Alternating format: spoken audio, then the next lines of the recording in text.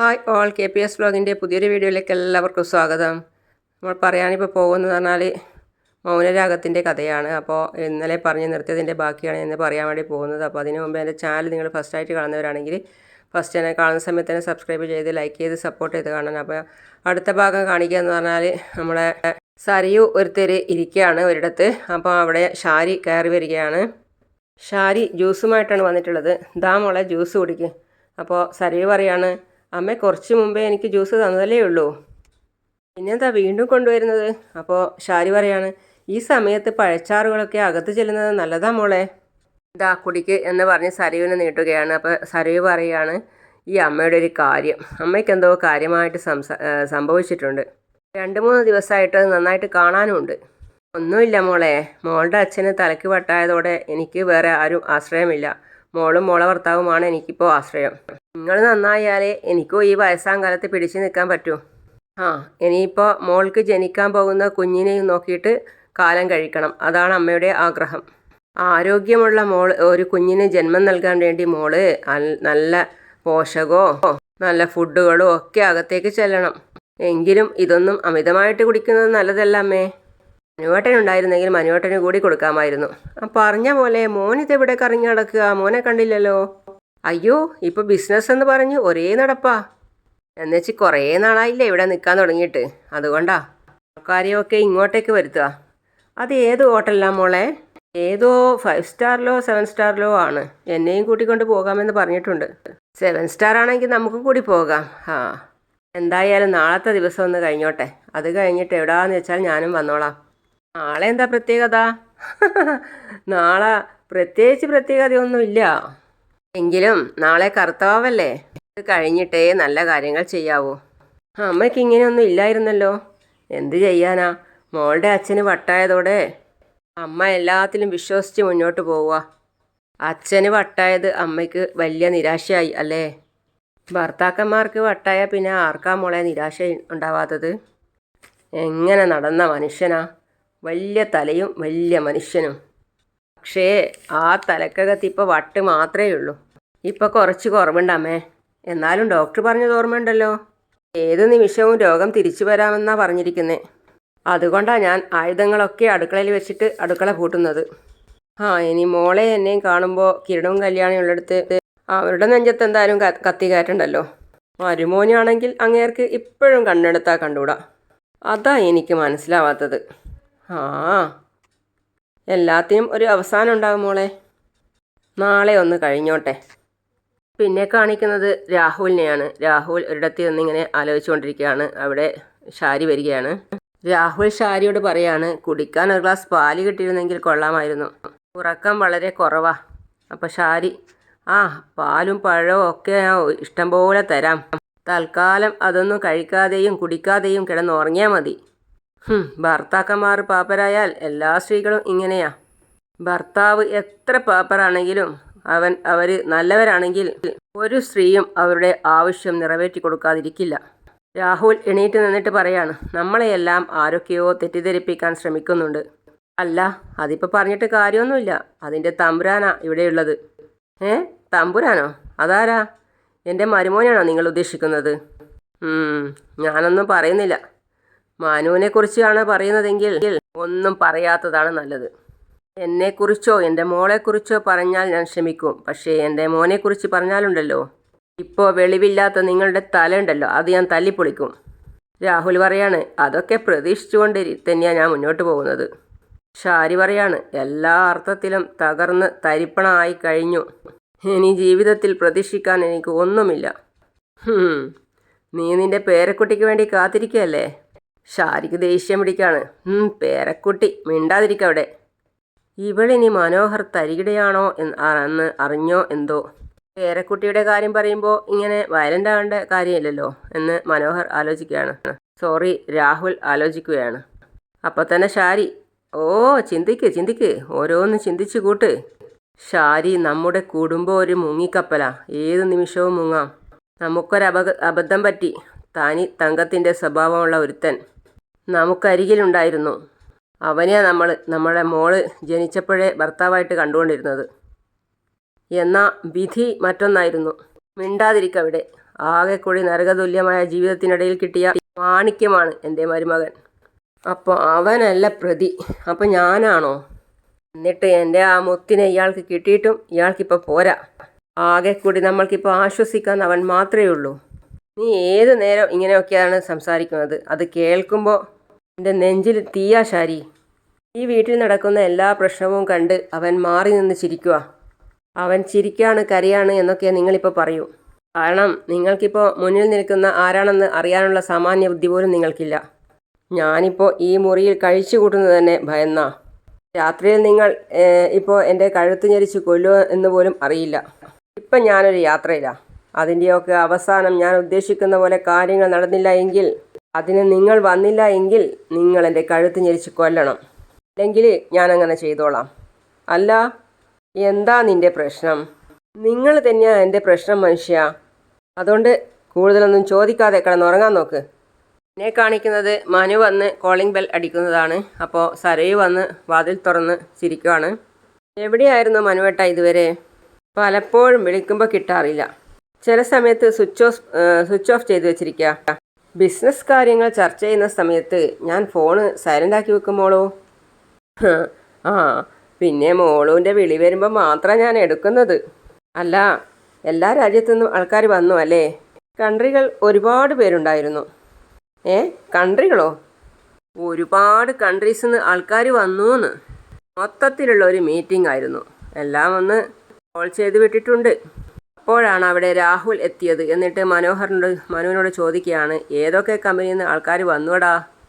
എൻ്റെ മനുവേട്ടൻ ഇപ്പോൾ ഒരുപാട് കമ്പനിയിൽ രാജ്യത്തെ ബിസിനസ് ഉണ്ടല്ലോ. അതിലേതെങ്കിലും ഒരു രാജ്യത്തെ ബിസിനസ് അച്ഛനെ ഏൽപ്പിക്ക്. ഇപ്പം അതൊന്നും ഇല്ലാത്തത് കൊണ്ടാണ് തലയ്ക്ക് വെളിവില്ലാതെ ഇങ്ങനെ നടക്കുന്നത്. ഏത് രാജ്യത്തേക്കാണാവോ എന്നെ പറഞ്ഞു വിടുന്നത്? അച്ഛൻ്റെ ഇപ്പോഴത്തെ അവസ്ഥയ്ക്ക് അച്ഛനെ ഉഗാണ്ടയിലേക്കാണ് നാട് കടത്തേണ്ടത്. അവിടെ നിനക്ക് ബിസിനസ് ഉണ്ടോ? ഓ പിന്നെ, അവിടെ നിറച്ചും ബിസിനസ് അല്ലേ. സൗത്ത് ആഫ്രിക്കയിൽ ഒരു 20 കോടി ഭൂമിയുണ്ട് എനിക്ക്. അത് കൃഷിക്ക് വേണ്ടി പാട്ടത്തിന് കൊടുത്തിരിക്കുക. അവിടെയും പാട്ടത്തിനൊക്കെ കൊടുക്കുമോ? പിന്നെ അവിടെ പാട്ടും പാടിയാ പാട്ടത്തിന് കൊടുക്കുന്നത്. മഴക്കാലമായാലും ആകാശത്തൊക്കെ താരങ്ങളൊക്കെ പറക്കുന്നുണ്ട്. ഓ അത് പിന്നെ. അപ്പോൾ അച്ഛൻ, അവിടെ നിനക്ക് ബിസിനസ് ഉണ്ടോ? ഓ പിന്നെ, അവിടെ എനിക്ക് കാഷ്യൂ ബിസിനസ് അല്ലേ. സൗത്ത് ആഫ്രിക്കയിലെ ഒരു 20 ഏക്കർ ഭൂമിയുണ്ട് എനിക്ക്. അത് കൃഷിക്ക് വേണ്ടി പാട്ടത്തിന് കൊടുത്തിരിക്കുക. അപ്പോൾ സരയു ചോദിക്കുകയാണ്, അവിടെയും പാട്ടത്തിനൊക്കെ കൊടുക്കുമോ? അപ്പോൾ രാഹുൽ പറയാണ്, ആ പിന്നെ, അവിടെ പാട്ടും പാടിയാ പാട്ടത്തിന് കൊടുക്കുന്നത്. ഇത് പറഞ്ഞാണോ നീ എന്നെ ഒതുക്കുന്നത്? അങ്ങനെ ചിന്തിക്കുകയാണ് രാഹുൽ അവിടത്തെ നിന്നിട്ട്. മനു അവിടെ നിന്ന് എന്തൊക്കെയോ ആക്കി പറയാണ്. അപ്പോഴേക്ക് ഷാരി അവിടെ വന്നിട്ട്, ആ മരുമോൻ വന്നായിരുന്നോ? അപ്പോൾ അവൻ അമ്മയെ തന്നെ നോക്കിയിട്ട് പറയാണ്, അമ്മ എന്താ ഇങ്ങനെ ഡള്ളായിരിക്കുന്നേ? മൊത്തത്തിലൊരു വിഷാദം ഉണ്ടല്ലോ അമ്മയുടെ മുഖത്ത്. അപ്പോൾ അച്ഛൻ കയറി പറയാണ്, നീയല്ലേ മരുമോൻ? അപ്പോൾ വിഷാദം ഉണ്ടായില്ലെങ്കിലേ അത്ഭുതമുള്ളൂ. അച്ഛനൊന്നും മിണ്ടാതിരുന്നേ. മനുവേട്ടൻ ചോദിച്ചത് 2 ദിവസമായിട്ട് ഞാനും അമ്മയോട് ചോദിച്ചുകൊണ്ടിരിക്കുക. ആൻറ്റിയുടെ വീട്ടിൽ പോയതിന് ശേഷം അമ്മയുടെ അവസ്ഥ ഇതാ. അല്ല, ആൻറ്റിയും അവരുടെ ബന്ധുക്കളും തമ്മിൽ ഇത്തിരി അടുപ്പമുണ്ടോയെന്ന് അറിയാനല്ലേ അമ്മ പോയത്? എന്നിട്ടെന്താ, അതിൽ എന്തെങ്കിലും വല്ല സത്യമുണ്ടോ? സത്യം കാണുമായിരിക്കും, അല്ലെങ്കിൽ ഇങ്ങനെ അമ്മ വിഷമിക്കില്ല. മനു, ഇവിടെ തലക്ക് സ്ഥിരമില്ലാത്ത ഒരാളല്ലേ പറഞ്ഞത്? അത് മോളൂടെ ആൻറ്റിയുടെ നാടകമാണെന്ന്. അതുകൊണ്ട് മിക്കവാറും അതിന് വിപരീതമായിട്ട് നടക്കാനാണ് സാധ്യത കൂടുതൽ. അപ്പോൾ ഷാരി പറയാണ്, അതൊന്നും അല്ല മോനെ കാര്യങ്ങൾ. എന്തൊക്കെയോ ആപത്തുകൾ വരുന്നൂന്ന് ഒരു തോന്നൽ. ഇന്നലെ ഒരു സ്വപ്നം കണ്ട് ഞെട്ടി ഉണർന്നായിരുന്നു. അപ്പോൾ മനു പറയാണ്, അത് കഴിഞ്ഞ് അച്ഛൻ്റെ മുഖത്തോട്ട് നോക്കിയപ്പോൾ കൂടുതൽ ഞെട്ടിക്കാണും. എന്ന് വെച്ചാൽ കൊടും ഭ്രാന്തനല്ലേ അടുത്ത് നിൽക്കുന്നത് എന്ന് മനു മനസ്സിൽ ഓർക്കുകയാണ്. ഇവിടെ ചിലർക്കൊക്കെ ഷോക്ക് കൊടുക്കേണ്ട സമയമായി എന്ന് രാഹുൽ പറയാണ്. മനു, എന്നെ ഉദ്ദേശിച്ചത് എന്നെ മാത്രം ഉദ്ദേശിച്ചത്. സാരമില്ല, ഞാനത് മാനേജ് ചെയ്തോളാം. സാരമില്ല മോള് വാ. അതും പറഞ്ഞ് മനു മുകളിലേക്ക് പോയി. അപ്പോൾ സരയു പറയാണ് അച്ഛനോട്, ദേ അടങ്ങി ഒതുങ്ങി നിന്നോ, എന്നാൽ നിങ്ങൾക്ക് ഏതെങ്കിലും ഒരു രാജ്യത്ത് ബിസിനസ് ചെയ്യുന്നതിൽ നിൽക്കാം. ഷാരി, ഇനി കണ്ടുപിടിക്കാത്ത ഏതെങ്കിലും രാജ്യങ്ങളുണ്ടോ? ആ ഉണ്ട്, കടലിൻ്റെ അടിയിലൊന്ന് മുങ്ങിത്തപ്പി നോക്ക്. പിന്നെ പൊങ്ങിയില്ലെങ്കിൽ എല്ലാവരും രക്ഷപ്പെടുമല്ലോ. അതെ, നിലയില്ലാ കഴുത്തിൽ ഇപ്പം മുങ്ങിക്കൊണ്ടിരിക്കുക. ഇപ്പം കഴുത്ത് വരെ ആയി എന്ന് രാഹുൽ പറയാണ് ഷാരിയോട്. ഷാരി, അതെ അതെ, മൊത്തം മുങ്ങിയിരിക്കുക ഞാൻ. കഴുത്ത് വരെ വെള്ളത്തിൽ മുങ്ങിയവനെ മുക്കിയെടുക്കണോ അതോ കോരിയെടുക്കണോ എന്ന് നമുക്ക് തീരുമാനിക്കാം കേട്ടോ. അത് കഴിഞ്ഞ് ഷാരി ഒരുങ്ങിയിട്ട് എങ്ങോട്ടോ പോവുകയാണ്. അപ്പോൾ രാഹുൽ ചോദിക്കുകയാണ്, നീ എങ്ങോട്ട് പോകുന്നു? എങ്ങോട്ടെങ്കിലും. എങ്ങോട്ടായാലും തലമുടിയൊക്കെ ഒന്ന് ചീകിയിട്ട് പോയാൽ പോരെ? തല ഉണ്ടെങ്കിലല്ലേ തലമുടി ചീകേണ്ട ആവശ്യമുള്ളൂ. അതെന്താ നീ അങ്ങനെ പറഞ്ഞേ? എന്തുകൊണ്ടാണെന്ന് ചിന്തിക്ക്, എന്നിട്ട് അത് കണ്ടുപിടിക്ക്. രാഹുൽ വീണ്ടും എണീറ്റുകൊണ്ട് ചോദിക്കുകയാണ്, ശരിക്കും നിനക്കെന്താ പറ്റിയത്? പറ്റിയതെന്താണെന്ന് ഞാൻ കാണിച്ചു തരാം. തിരിച്ചു വരട്ടെ. രാഹുൽ ചിന്തിക്കുകയാണ്, സത്യത്തിൽ എനിക്കല്ല കുഴപ്പം. അപ്പോൾ അവൾ പറയുന്നു, അതെ എനിക്കാണ് കുഴപ്പം. ഞാൻ ഭ്രാന്തെടുത്ത് നടക്കുക, എൻ്റെ തലയൊക്കെ വെട്ടിപ്പൊളക്കുക. ഷാരി വല്ലാത്ത വിഷമത്തോടെ കരഞ്ഞുകൊണ്ട് പറയാണ്. തലക്ക് കുഴപ്പമില്ലാത്തൊരുത്തനെ വട്ടനാക്കിയില്ലേ, അതിൻ്റെ തിരിച്ചടി എന്തായാലും ഉണ്ടാവും. അത് നിങ്ങൾക്കൊക്കെ കിട്ടും. എൻ്റെ ഏറ്റവും വലിയ തിരിച്ചടി നിങ്ങളാ, ഷാരി അവരോട് പറയാണ്. ഇതുപോലെ ഒരാളെ ശത്രുക്കൾക്ക് പോലും ഭർത്താവായിട്ട് കിട്ടരുത്. ഒരു സമയത്ത് എന്നേക്കാൾ നല്ലൊരു ഭർത്താവ് ഇല്ലെന്നല്ലേ നീ പറഞ്ഞുകൊണ്ടിരുന്നത്? വലിയ സ്ഥിതിയൊന്നും ഇല്ലാത്ത വീട്ടിൽ നിന്ന് നിന്നെ കൊണ്ടുവന്നപ്പോൾ വീട്ടുകാരും പറഞ്ഞു, മോളെ ഇവൻ നിൻ്റെ ഭാഗ്യമാണെന്ന്. നിൻ്റെ വീട്ടിലുള്ളവരെല്ലാം രക്ഷപ്പെട്ടത് അതിനുശേഷമാണ്. അയ്യോ, അതെല്ലാം സമ്മതിച്ചു. പക്ഷേ അങ്ങനെയുള്ള നല്ല കാര്യങ്ങളൊക്കെ ചെയ്തു തന്നിട്ട് അവസാനം എന്നെ മുക്കാനാണെന്ന് അറിയത്തില്ലായിരുന്നു. സഹായം കിട്ടിയവരൊക്കെ രക്ഷപ്പെട്ടു. ഇപ്പം ഇതേ ഞാനിങ്ങനെയായി. ശരിക്കും നിൻ്റെ മനസ്സിനകത്ത് എന്തോ കയറിയിട്ടുണ്ടല്ലോ ഷാരി. ഇതുവരെ ഒന്നും മനസ്സിനകത്ത് സംഭവിച്ചിട്ടില്ല. ഇനി അങ്ങോട്ട് സംഭവിക്കാതിരുന്നാൽ കൊള്ളാം.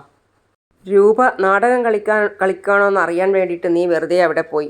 അവിടെ ചെന്നപ്പോൾ നിൻ്റെ മനസ്സിലെന്തോ വിഷം കുത്തിക്കയറ്റിയിട്ടുണ്ട്. അതെനിക്കുറപ്പാ. വ്യക്തമായ തെളിവില്ലാതെ ഞാൻ ഒന്നും വിശ്വസിക്കില്ല. ആരെന്ത് പറഞ്ഞാലും. അതുകൊണ്ട് അമ്മാതിരി വർത്തമാനങ്ങളൊന്നും എൻ്റെ അടുത്ത് പറയരുത്. ഏതായാലും ഞാനൊന്ന് പോയിട്ട് വരട്ടെ. പിന്നെ കാണിക്കുന്നത് മനുവിനെയാണ്. മനുവിന് മോള് കാപ്പി കാച്ചിക്കൊണ്ട് വരികയാണ്. 2 കപ്പ് കാപ്പിയുമായിട്ടാണ് മോള് വരുന്നത്. അപ്പോൾ ഷാരി അവിടേക്കാണ് വന്നത്. അപ്പോൾ ഷാരി സരീവിനെ തന്നെ നോക്കുകയാണ്. അപ്പോൾ സരീവ് പറയാണ്, അമ്മ എന്താ എന്നെ തന്നെ ഇങ്ങനെ നോക്കുന്നേ? അമ്മയ്ക്ക് മൊത്തത്തിലൊരു മാറ്റം ഉണ്ടെന്ന് മോള് ഇടയ്ക്കിടയ്ക്ക് പറയുന്നുണ്ട്. എല്ലാവർക്കും ഉണ്ടല്ലോ മോനെ മാറ്റങ്ങൾ, മോനും ഉണ്ടല്ലോ. ദൈവമേ, നീ എൻ്റെ കാര്യം വല്ലതും ഇവരറിഞ്ഞോ? ആരെങ്കിലും വല്ലതും പറഞ്ഞു കാണുമോ? അപ്പം മോള് ചോദിക്കുകയാണ്, മനുവേട്ടന് എന്താ മാറ്റം? ഷാരി, അല്ല വലിയ മാറ്റമൊന്നുമില്ല. എന്നാലും ഈ വീട്ടിൻ്റെ താളം തെറ്റൽ കണ്ടിട്ട് മനുമോന് വല്ലാത്തൊരു വിഷമമുണ്ട്. അല്ലേ മോനെ? അതൊന്നും സാരമില്ല അമ്മേ. ജീവിതത്തിൽ തിരിച്ചടി ഉണ്ടാകുമ്പോൾ നമ്മളെ സ്നേഹിക്കുന്നവരെ നമ്മൾ കൂടുതൽ സ്നേഹിച്ചുകൊണ്ടിരിക്കുക വേണ്ടത്. അവരെ ചേർത്ത് പിടിക്കുക വേണ്ടത്. ഇത്രയും നല്ലൊരു മരുമോനും മോൾക്കുമൊപ്പം എനിക്ക് താമസിക്കാൻ പറ്റുമോ എന്തോ എന്ന് ഷാരി മനസ്സിൽ ചിന്തിക്കുകയാണ്. അല്ല, അമ്മ എങ്ങോട്ടായി പോകുന്നേ? ഒരുങ്ങ പോലും ചെയ്തില്ലല്ലോ. അത് പിന്നെ അത്യാവശ്യമായിട്ട് അമ്പലം വരെ ഒന്ന് പോകണം മക്കളെ, ഞാൻ പോയിട്ട് വരാം. അതും പറഞ്ഞൊന്ന് തിരിഞ്ഞു നിന്ന് വന്നിട്ട് ഷാരിയെ കെട്ടിപ്പിടിക്കുകയാണ്. സരയുവിനെ ഷാരി കെട്ടിപ്പിടിക്കുകയാണ്. മോള് നഷ്ടപ്പെടുവോ എന്നുള്ളൊരു സങ്കടമാണ് ആ മനസ്സിൽ. അതാണ് ആ കരച്ചിലും. അവളെ കെട്ടിപ്പിടിച്ച് മുത്തം കൊണ്ട് പൊതിയാണ്. സരയു ചോദിക്കുകയാണ്, അമ്മയ്ക്ക് എന്ത് പറ്റി അമ്മേ? അപ്പോൾ ഷാരി, എനിക്കെന്തോ എൻ്റെ മോളോടൊരു പ്രത്യേക സ്നേഹം തോന്നുന്നു. അതിനിടയിൽ മനസ്സിൽ ഓർക്കുകയാണ്, മൊത്തത്തിൽ എന്തോ കുഴപ്പങ്ങളുണ്ടല്ലോ. മോൾക്ക് വേണ്ടി പ്രാർത്ഥിക്കാനാണ് അമ്മ അമ്പലത്തിലേക്ക് പോകുന്നത്. മോൾക്ക് ആരോഗ്യമുള്ളൊരു കുഞ്ഞ് ജനിക്കണം. ആ കുഞ്ഞിനെ താലോലിക്കാൻ വേണ്ടി ഞാൻ കാത്തിരിക്കാൻ മോളെ. ഷാരി കരഞ്ഞോണ്ട് പറയാണ്. മോനെ, മോളുടെ പ്രസവം അമേരിക്കയിൽ വെച്ച് മതി കേട്ടോ. അതെന്തായാലും അത്രയേ ഉള്ളൂ അമ്മേ. അത് ഞാൻ നേരത്തെ തീരുമാനിച്ച കാര്യമാണ്. 9-ാം മാസം ആയിക്കഴിഞ്ഞാൽ പിന്നെ ഫ്ലൈറ്റിലൊക്കെ യാത്ര ചെയ്യാൻ വലിയ ബുദ്ധിമുട്ടായിരിക്കും മനു. ഏട്ടാ, അതിനു മുമ്പേ നമുക്കെന്നാൽ പോകാം. എന്നാൽ ഞാൻ പോയിട്ട് വരാം മക്കളെ. എൻ്റെ മോളല്ലെങ്കിൽ എത്രയും പെട്ടെന്ന് അമേരിക്കയിലേക്ക് പോകണം. അതും പറഞ്ഞ് ഷാരി നടക്കുകയാണ്. ഈ നാട്ടിലല്ലെങ്കിൽ ആ താര എന്ന് പറയുന്നവൾ എൻ്റെ കുഞ്ഞിൻ്റെ പിറകെ വരില്ലല്ലോ എന്നൊക്കെ ഷാരി ആലോചിച്ചിട്ട് നിൽക്കുകയാണ്. അങ്ങനെ ഒന്നും ചിന്തിക്കണ്ട. ഒരിക്കലും അവളുടെ മോളല്ല. അമ്മയ്ക്ക് എന്തൊക്കെയോ വിഷമങ്ങളുണ്ട് മനുവേട്ടാ. ആകെ വേദനയോടെയാ എന്നോട് സംസാരിക്കുകയും പെരുമാറുകയും ഒക്കെ ചെയ്യുന്നത്. പിന്നെ കൊച്ചു കുട്ടികളെ സ്നേഹിക്കുന്നത് പോലെ എന്നെ സ്നേഹിക്കുന്നത്. നീയാ ബഗാസുരൻ സരയുവിനെ പറ്റി വല്ല കാര്യവും പറഞ്ഞു കാണുമോ? അങ്ങനെയാണെങ്കിൽ അവരെന്നോട് സ്നേഹം കാണിക്കേണ്ട കാര്യമില്ലല്ലോ. ഇതൊക്കെ മനു ഓർക്കുകയാണ് അവിടെ നിന്നിട്ട്. മൊത്തത്തിലൊരു കുഴഞ്ഞു മറിഞ്ഞ അവസ്ഥയാണ്. സരയു ചോദിക്കുകയാണ്, മനുവേട്ടൻ എന്താ ചിന്തിക്കുന്നേ? അല്ല, അമ്മയ്ക്ക് അച്ഛൻ്റെ പോക്കിൽ വല്ല വിഷമവും കാണും. എത്രയും പെട്ടെന്ന് നമുക്ക് അമ്മയും കൊണ്ട് പോകാം മോളോ ഇവിടുന്ന്. അതിന് ഞാനല്ലല്ലോ തടസ്സം. കൊണ്ടുപോകാത്തത് മനുവേട്ടനല്ലേ? അമേരിക്കയിലെ ബിസിനസ്സൊക്കെ ഡള്ളായപ്പോഴാ സ്റ്റാഫിനെയൊക്കെ ഇങ്ങോട്ടേക്ക് വിളിച്ചു വരുത്തിയത്. നീ അവരെയൊക്കെ തിരിച്ചയച്ചിട്ട് നമുക്ക് പോകാൻ മോളൂ. മനസ്സിലായോ? അവിടെയാണ് ഇന്നത്തെ കഥ അവസാനിക്കുന്നത്. അപ്പോൾ ഞാൻ അടുത്ത വീഡിയോയുമായിട്ട് ഉടൻ വരുന്നതാണ്. അതുവരേക്കും സീ യു ഓൾ.